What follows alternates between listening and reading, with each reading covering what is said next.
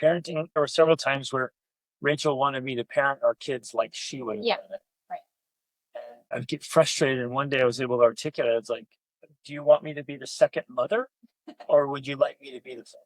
And I was like, what? Right? It's like, no, I'm going to be the father. Now she needs to check me, so I'm not like dad lectures and yelling and like, I'm just being a man. Blah. It's like, no, I'm being a caveman.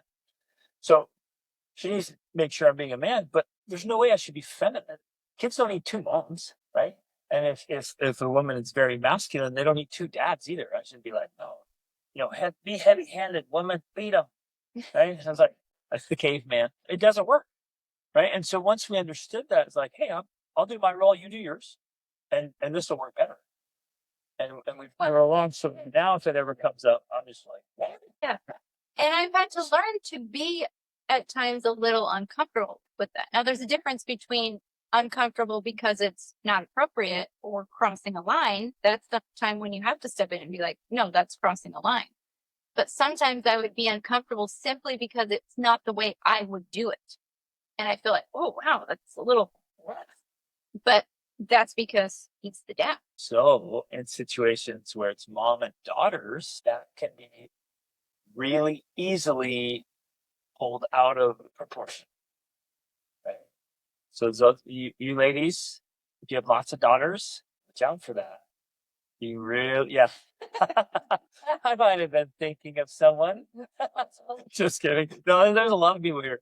If it's you and your daughters, it's easy to get numbers and to look around and be like, don't you agree? Yes. Don't you agree? And you agree? You're like, see, you're right. And that's where the man says, no, I'm not wrong. I'm the man. And anyone who wants to leg wrestle, let's go. Or no, that you'll probably lose. Anyone who wants to have a spitting competition, it's on. Okay, Laura has a question here.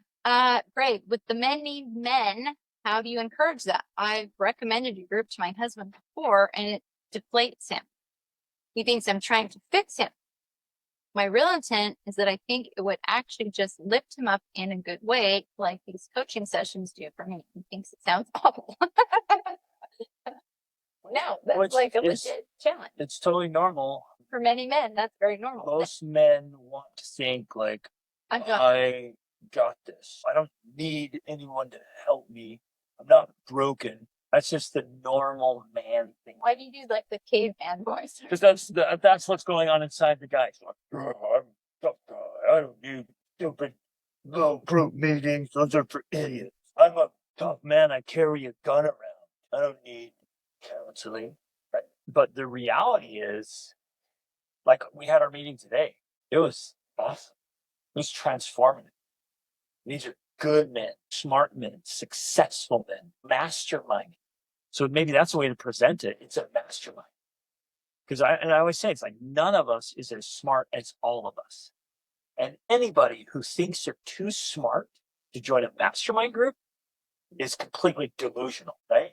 But he doesn't see it like that. It's the way he's framing it. It's the meaning he's giving it. But to show up to our group, I mean, today we're talking about money and business and entrepreneurship and supporting our families and leading our families financially. It was awesome, transformative. Well, because, yeah, back to this idea, men think that they can do it on their own because, in the family scenario, they're the ones that are trying to provide, protect, do all of those things, right? And so they think like, I'm the leader. Yeah, I'm the leader.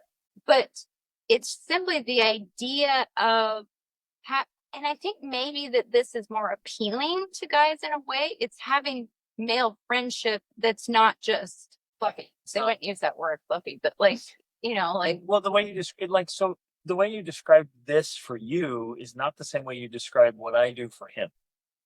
Right? It's like, well, because like what a lot of the guys say is, I want someone that I could talk to about real things or talk to about important things as opposed to just talking about sports or talking about whatever guys talk about.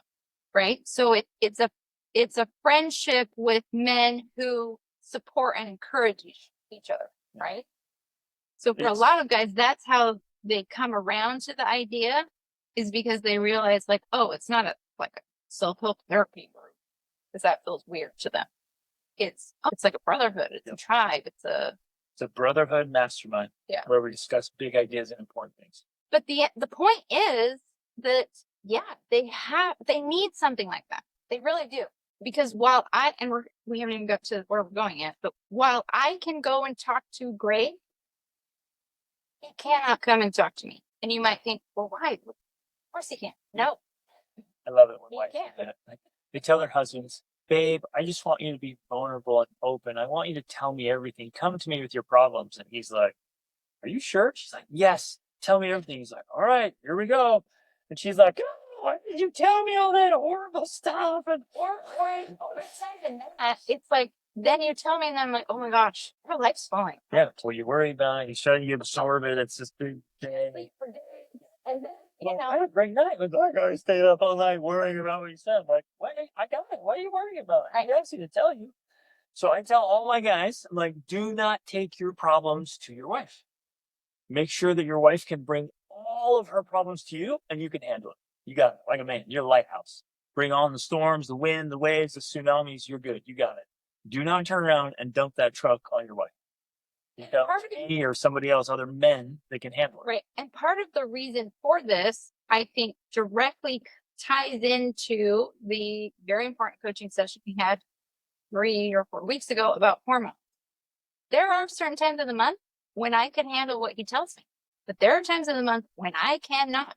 And guess what? He doesn't always know when that is. So it's often just a safer bet for him to not dump all of his worries and concerns on me. Now, that does not mean we don't discuss. No. Strategize. My theme song is everything is upside down. It's going to be great, babe. I've got it. Everything will be handled, right? Because when you believe that your man is going to handle it, that gives me security to operate in my world. I can do all the things I need to do because my man is handling what needs to be handled. So that's why the dynamic doesn't work the same way, right? Like, and I resisted this for a long time. I thought, no, I can handle it. Like I can be his shoulder to cry on. No, I don't want to be his shoulder to cry on. I want him to be the man so I can cry on his shoulder, right? And so, that is one of the main reasons that men need a group of men, because they need someone to be able to strategize problems with and solutions and, what's worked for you? What can I do here? That kind of thing.